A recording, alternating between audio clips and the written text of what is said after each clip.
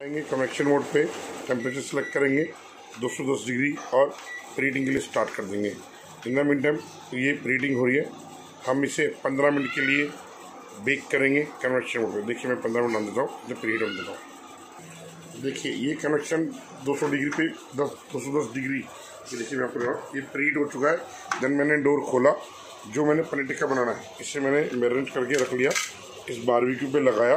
ये देखिए मैंने हर तरफ से पनीर प्याज सब लगाया, माइक्रो के अंदर रखा। देन इसमें 15 मिनट का मैंने टाइम दिया और मैंने इसे स्टार्ट कर दिया। ये 15 मिनट में रेडी हो जाएगा। देखिए ये टाइम पूरा हो गया है और ये पनीर टिक्का रेडी। ये देखिए ये पूरी तरीके से क्रिस्प है। आपको ऊपर से भी मैं भी एक बार बाहर निकल गया हूँ।